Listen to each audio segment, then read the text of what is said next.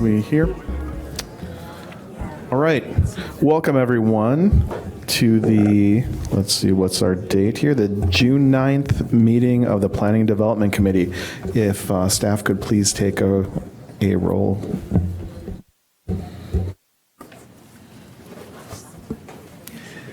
Councilmember Rogers? Here. Councilmember Davis? Here. Councilmember Kelly? Here. Councilmember Geracaris? Here. Seeing that we have a quorum and are ready to do our work, we will kick off this meeting. Since we have no virtual participation, we will skip ahead to the approval of the minutes. If I could have a motion from a member of the committee. I move that we approve the minutes.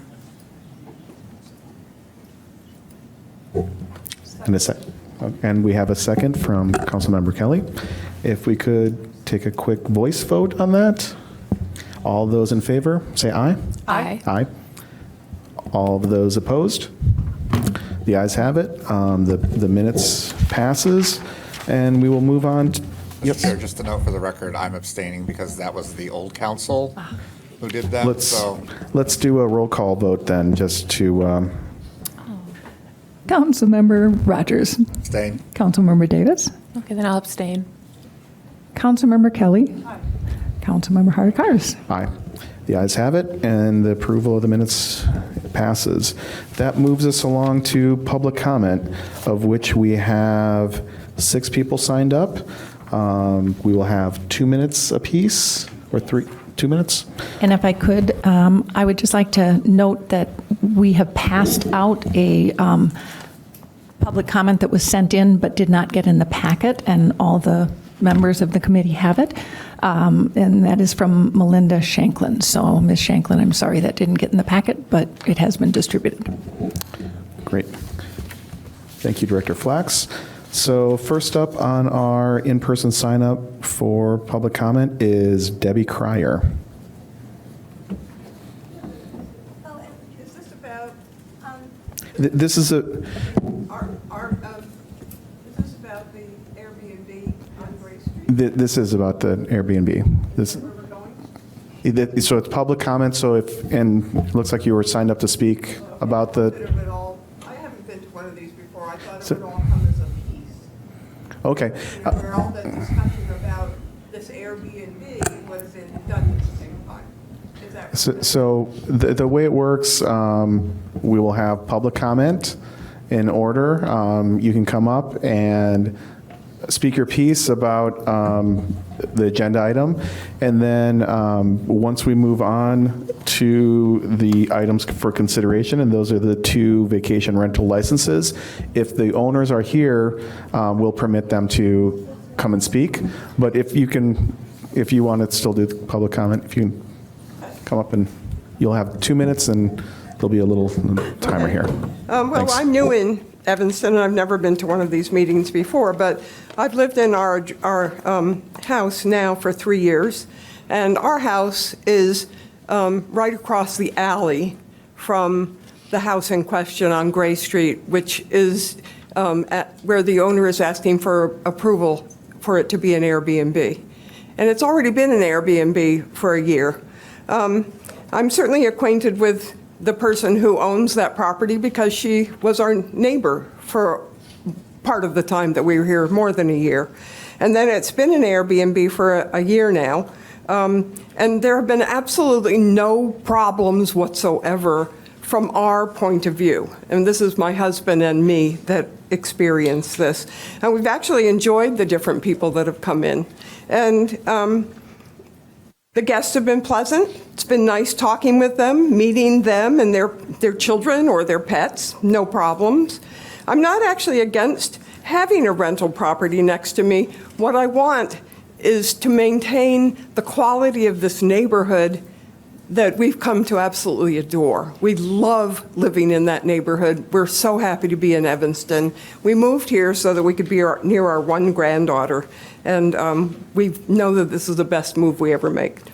I do have preferences about what that house is used for, however.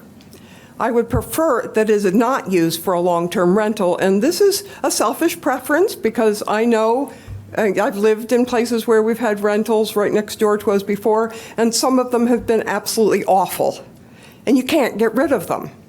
And so it's great when they're only there for a couple of days, because even if they're bad, they're gone. Okay, the other thing I know about Airbnbs, and I've stayed in many of them, I've also stayed in lots of hotels, but Airbnbs are always very well kept. You can't get a good price if you don't keep it up.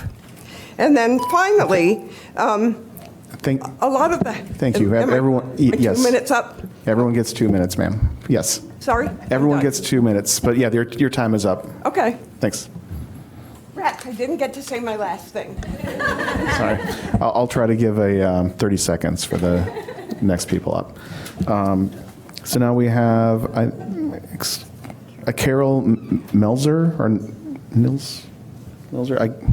Sorry. Is it Nelson? Nilsson?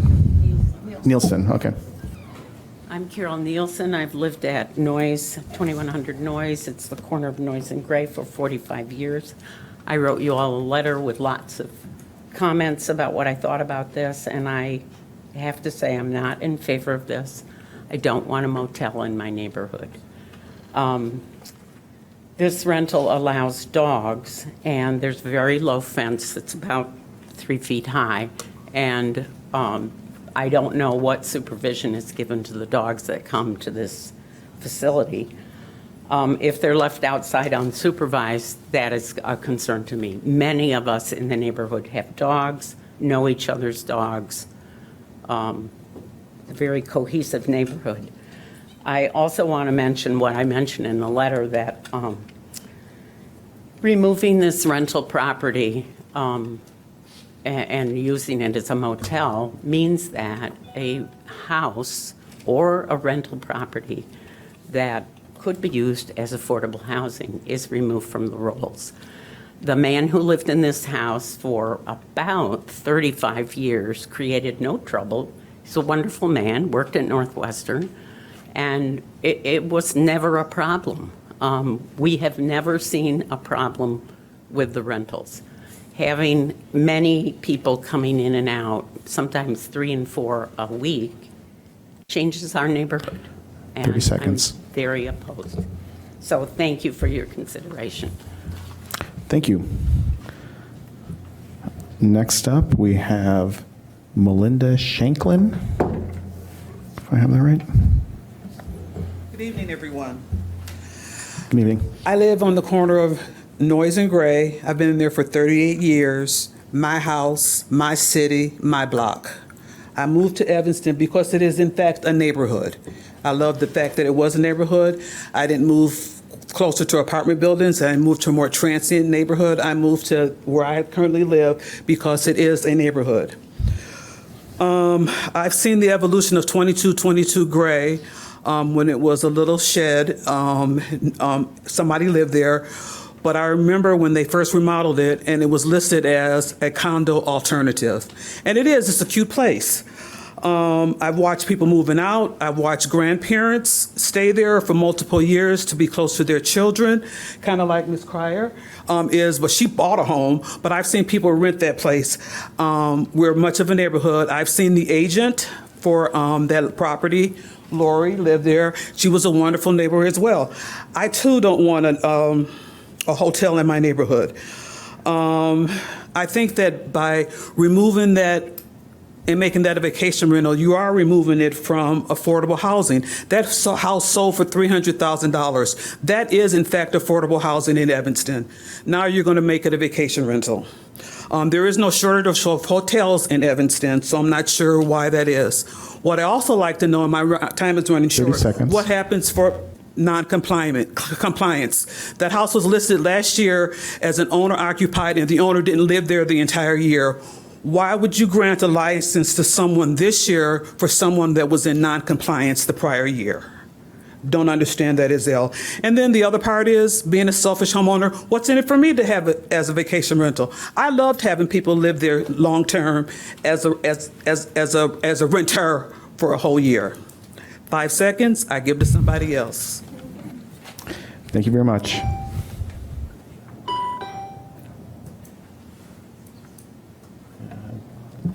Okay. Next up is, looks to be Ava Martin. Yeah, here. I'm not sure.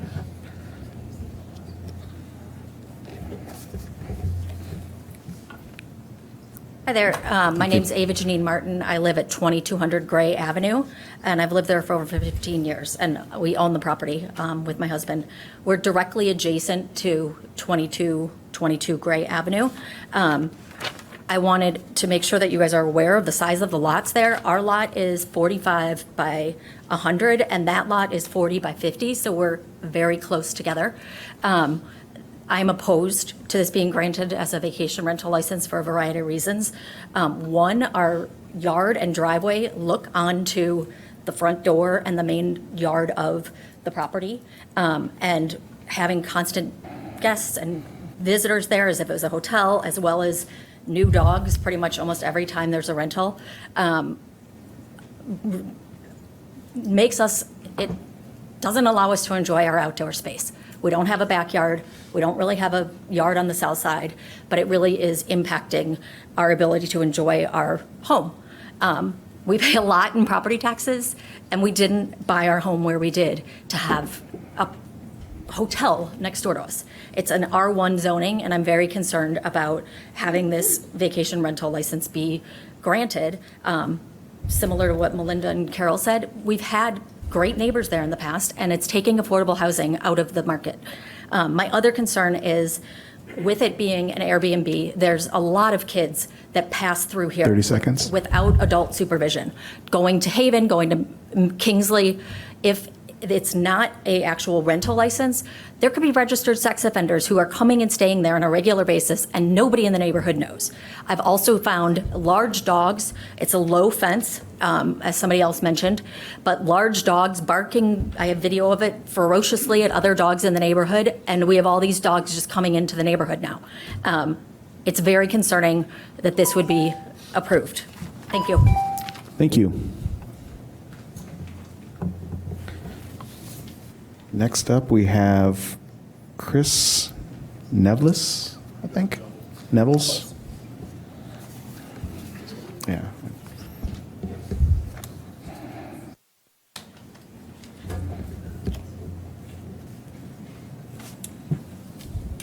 Hello, my name's Chris Nevels, and I live at 2200 Gray, where my wife just spoke before me, and I'm directly adjacent to the property. And I urge you all to vote no on this subject for many reasons. I wrote a letter, my wife did, and other people have, and this is a residential community zoned R1, and effectively by granting this, you're granting them commercial zoning by renting this as a hotel. They don't live there, and they haven't for the last year and a half or 15 months. It's effectively a hotel. There's new people there constantly. They don't live there, and they never have.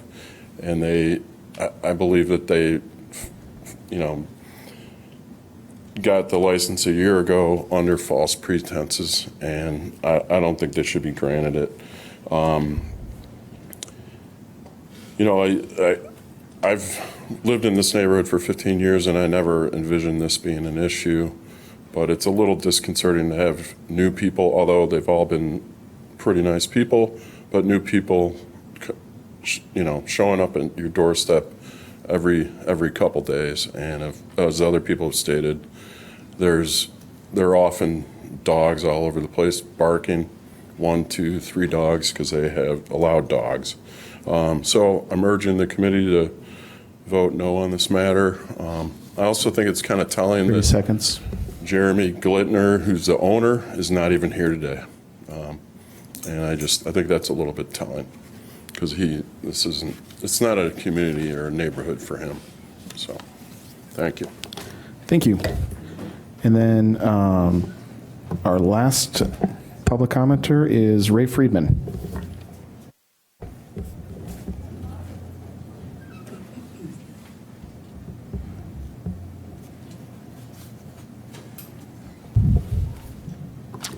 Good evening, everyone. Actually, I have something, my public comment is for city council, but I have a couple questions, if you don't mind. This city council says you're starting at 3:00 PM, so I'm confused. What time am I supposed to come here for city council if this says 3:00 PM start time? Another question is, why are you only allowing 2 minutes to speak at P&D? Well, it was always 3 minutes, I thought. It wasn't? City council is 3 minutes. I thought that P&D was the same. I thought it was 3 minutes. So if you could clarify what time I'm supposed to come to be at city council meeting other than 3:00 in the afternoon, when I know you had special city council, but it says 3. So it would be helpful, and I understand sometimes meetings run a little bit longer, you know, A&P or P&W, but it would be helpful to know what time people need to be here for the meeting they want to attend. Thank you. Thank you. So that it brings to a conclusion public comment. And we will move on to items for consideration. Can I have a motion in relation to P1, please? Mr. Chair, I'd move P1, a vacation rental license for 1813 Lincoln Street. I second it. Having that been moved and seconded, I'll open the floor for discussion. Yeah, so I feel like I should, Councilmember Davis. feel like I should comment on it because both of these properties are in my ward. And I'll say that for PD1, I've received no complaints at all, like email or otherwise.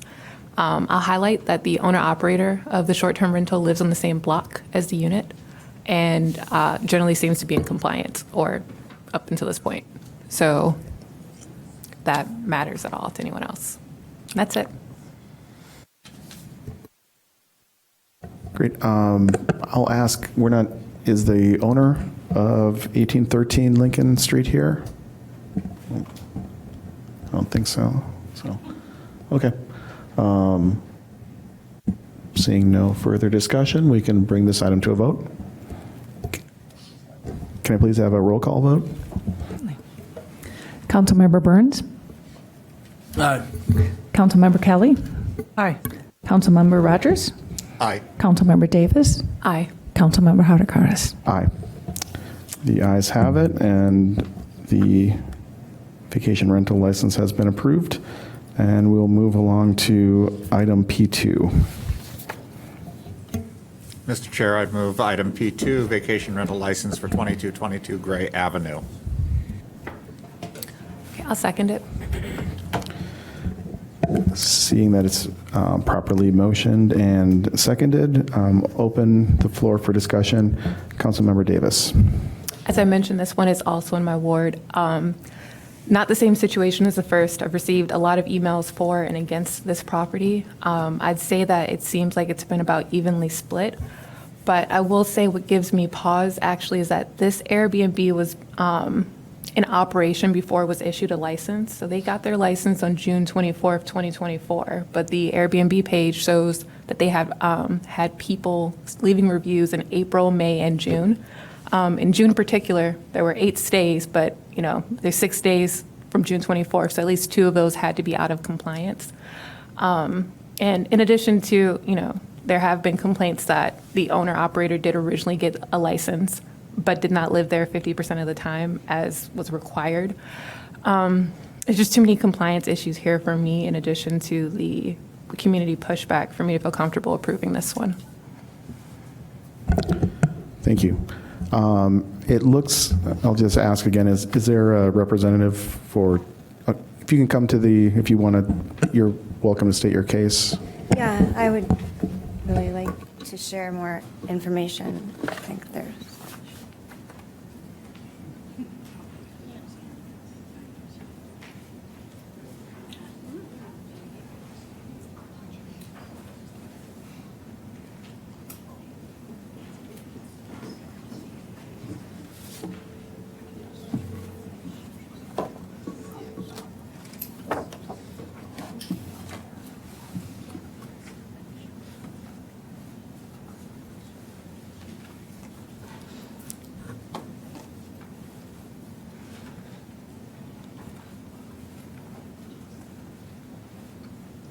should I start? You can, please Okay. go ahead. Okay, so I would like to address right away what you said. It is true, I rented there for 3 years and as a tenant.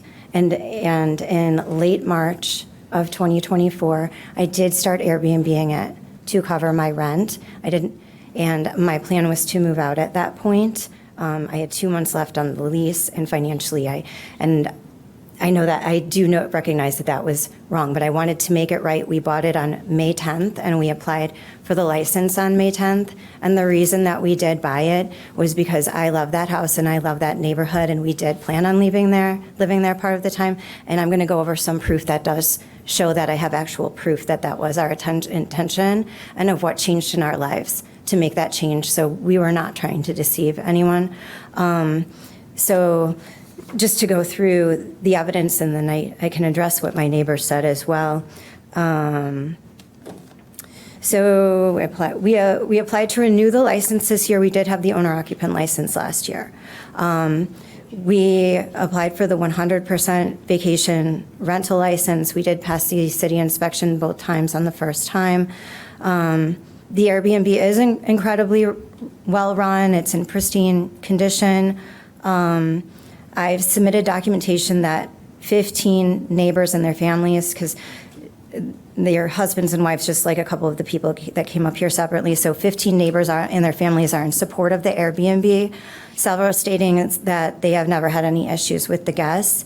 The majority of the guests are family members of local Evanston residents, followed by people who used to live in Evanston and want to come back to visit. And the majority of the remainder either come visit adult children at Northwestern or live locally and need somewhere to stay during home renovations and moves. And I have an itemized list all in the evidence of 46 guests, their names and their intentions and why they were there. There have never been any 311 calls about the Airbnb, although I sent an email to all of my neighbors, 40 neighbors, in August of last year with my cell phone number and Jeremy's cell phone number. No one has ever contacted us about any issues at the Airbnb, so there's been no complaints whatsoever, even about dogs. We have never had any complaints about, that's what I just said. Okay, this is the letter from Jeremy. Jeremy works in medical research for special diseases. He travels 4 to 5 days a week. He did want to be here. He asked me if he could somehow get on a Zoom to still be here. So he definitely wanted to be here this evening, but couldn't. He explains in his letter that we bought the property because I loved the house so much, and we did plan on staying it. We planned on staying in the fall when we renovated his house. And I manage the property. I'm an experienced realtor, and I love managing the property. I love making it a place where people can feel at home. And then this packet here with the big clip is the proof that the Airbnb is well-run. So this is just the outline sheet on the front. This is the listing showing that we're a guest favorite and a super host. These are the reviews. It's just a sample of the great reviews that we do go above and beyond for all the guests. These are the photos of the property showing that the interior and exterior is maintained in a really good condition. And then these are the letters from my neighbors. So the lots are very close together. And I essentially feel like I have 3 next door neighbors, Janine and Chris, who spoke, Deb, who spoke, and Lori and Jack Lawler. And they have actually stayed in my house when they had to get the first floor of their home renovated to have a bedroom for Jack while he goes through chemo. And it was really nice for them to have a house 2 down. And I made arrangements with their daughter to get like a special recliner chair in there for them. Their adult son, has also stayed at our place several times. If you read her letter, there's a lot of interesting information in here. Same thing, Deb and her husband Jim feel like it's better maintained since we purchased it. They like having the people in the neighborhood. Megan, the daughter of the Lawlers, is highly supportive. This one is from, I don't know these neighbors, but they live half a block away, and they said there's never been any issues with any of the guests at the property. I don't know Lisa Way, but she lives half a block away. She said there's never been any issues at the property. Dorothy is a woman who grew up here and came to visit her sister 3 times that would like to continue staying there. This is the email I sent out to the neighbors on August 31st of last year, explaining to them how I screen the guests to make sure there aren't going to be any parties or issues in the neighborhood. And I did receive 5 replies back from that email from Nate, Rosalie, Samantha, Denny, Carol Nielsen, who spoke against it earlier, as you can read, Svetlana, Beckman, and and John Ziamek, all in support of or saying they were okay with it or in support of it. You can read the comments yourself. Here are the list of guests that I said that I had and the reasons why they were staying in the home. And, yeah, and it is, and I know you emailed us previously with Yes. this material. Is there any new material? They told me that most of you wouldn't have time to look at it before the meeting, so I can go through it quicker. Would you like me to go through it? I mean, Yeah. I went through it, unless, I'll defer to the committee members if you want to hear the. So I got it a few days ago, so I've had a chance to go. You did read it, okay. Yeah, and. Let me see if I entered anything. So you read about how it improves the neighborhood. Everyone read the different sections, okay. And the pictures that we were actually living in the house and enjoyed living in the house. Genuinely intend to live. This was the proof that we genuinely intended to live in the house more than 50% of the time. This is the proof that I have given back to the community through scholarships from the martial arts gym and helping people with housing and whatnot in the community. And then just to address a couple of points the neighbors made, the fence is definitely taller than 3 feet. I had an 80-pound dog that you have pictures of that lived there, and she could not jump. It's taller. She could not. You can see from the photos that it's taller. And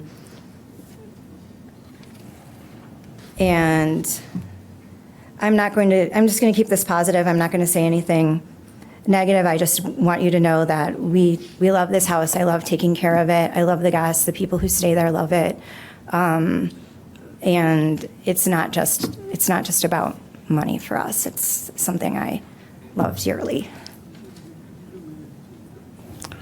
Okay, thank you. I see I have some lights up here from some committee members. Councilmember Kelly. Sorry, I guess I'd like to hear, I forgot my light was on, from Councilmember Davis. But as long as I got the mic, I do thank you. And I have no doubt that you're not an amazing or really wonderful host, an Airbnb host. If you lived in Evanston, hands down, I would support it, knowing that you're nearby. I appreciate, I appreciate neighbors' concerns. So I will just say that much, that, I do think I could support an Airbnb, one that's not owner-occupied, if the owner did live in town. That makes a big difference. And what was your comment about occupying it 50% of the time? So we intended to, at the beginning, live there in the fall and the winter, but we had some financial and medical things happen. Okay, so you're not living there 50% So of the time. so we're applying for the 100% license. I will say, I go down there personally between each guest, and I bring my dog to the neighborhood still once weekly. I spend a lot of time in Evanston still, and I'm very well connected in the community. Thank you. Councilmember Davis. You just didn't turn my light off from the last time. I'm sorry, I meant to say one thing. I was told that 90% of Airbnbs are still currently unlicensed, and I do admit that it was wrong the first 2 months before we bought it to have done that, but we did apply for it immediately, and we did try to do the right thing right away when we got the home, and there's still 90% of Airbnbs in Evanston unlicensed and had no intent to do that, and I think it does show that we applied on the day of closing, that we were trying to make things right. Thank you. Councilmember Rogers. Thank you. So was this your primary residence at one time? For over 3 years, yes. Okay. And it was your full-time? Yes, I lived there with my dog, and then Jeremy spent a good amount of time there. Okay, so with when did me. the 50% occupancy start? Well, he wanted me to move in with him last year, and I didn't want to leave Evanston, so he said we could buy the house. He actually said he could only buy it if I could negotiate it for $300,000, and I am a great realtor, and I got her down to that. It is actually worth more. And so I got them down to that, and we bought it, and he bought it really for me, so that, and he promised we would live in the house half the time. All right, thank you. Councilmember Burns. One, I just want to say I don't think you're doing anything wrong here, and so I want you to, because I can tell that this could be a very difficult thing to do. I think the issue is on the city side, we have not had, I think, a thorough enough conversation about under what circumstances this body would support vacation rentals, and so there's no real consistent process that we can apply to determine whether or not we approve one over another, other than, I think, community, having community support, especially for something that doesn't seem like it is particularly, necessary. Like, I don't think it's addressing some huge community need. I think it is easier, obviously, to support something that doesn't have really any pushback from the community as opposed to one that does. And so I won't be supporting this today, but I think what I would love to see, and I think you made a referral maybe yesterday or today or something like that, but I would love to have that conversation, because I think at some point we just need to communicate clearly what we're going to support as it relates to vacation rentals. I know we've talked about moving forward, maybe not allowing, making it a requirement that you have to live in Evanston. That could be one of the things that comes out of the discussion. It's not a guarantee, but I think we need to have that discussion so that this becomes a lot easier to make these decisions. Yes, and I can speak a little bit to that for the public. I think myself up here, I've become, as more and more of these have come through, I've been increasingly uncomfortable with the fact that they take perfectly beautiful homes and apartments and condos off the market, and there's a trickle-down effect in that, we have rising housing costs. We also have schools that are under-enrolled, and we wonder why, we don't see young families in certain neighborhoods. And so I've become increasingly hesitant to okay these. There are, extenuating circumstances for some people. And the way, that this ordinance, I think, Director Flax, was this 5 or 6 years old, our ordinance, if you can speak to that? Just a ballpark figure for the public. I believe it was passed even earlier than that. It was passed in about 2015 or 16. Okay, so this is something that's been on the books for a long time, and I think, I, at least from what I've seen, VRBO rentals have gone from kind of like a novelty to something that is a little bit more pervasive, and you see a lot more properties being used in this way. I think we really need to have a deeper discussion as to what the guidelines should be for approving these, because right now the way that the ordinance is written, it's very, very subjective, and I tend to default to the council person whose ward they're in and the feeling that they get from the neighbors, and that's usually the way that I typically vote in these situations. But this is something that we are going to be addressing in the coming months, and I'm pretty confident there'll be some changes around the rules, but there's a lot of questions at this point that we need to kind of hone in. So we're not I personally don't want us to be up here making subjective deliberations over things like this. There should be really concrete rules that, we shouldn't be deliberating over, because I know it's stressful for everyone involved. So I see new lights on. I'll go to Councilmember Davis. Just wanted to second what you said. I agree that we've all discussed affordable housing and the impact of Airbnbs and us trying to be judicious in how we hand them out. And I do think that there needs to be more clarity in the process as well. But it's easy to say no when people give us a reason. And I think that's kind of what's happening here as opposed to whether or not it actually, whether or not it was a good circumstance or otherwise. That's it. And Councilmember Kelly. So we had, when was it? We had a moratorium for 1 year, right? A couple of years back on non-owner occupied Airbnbs. And I think that was in part. Yes, and I think that expired in, was it March or no, February? I don't remember the exact time, but it expired when we got our service to track Airbnbs, and that we're going through the process of contacting, I think everybody who we have been able to identify has been contacted, and they are in the process of submitting their licenses now at this time. So I think that's just worth noting because that was in response a lot to some of what Councilmember Geracaris and Councilmember Davis addressed.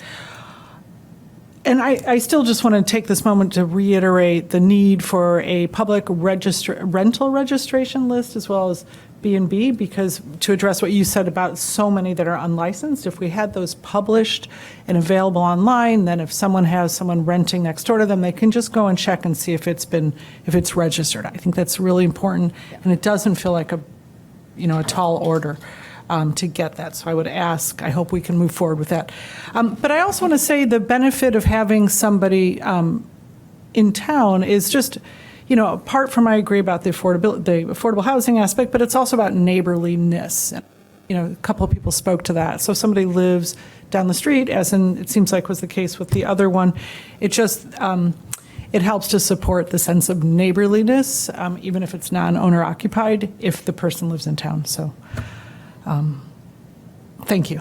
And we have we get an update from staff. Sorry, Andrew San-Roman, Building and Development Services Manager. Just a response to you, Councilmember Kelly. We do have available a list of registered rentals, I should say, on the website. It has been there for a few months on our long-term rentals webpage, so it is available there.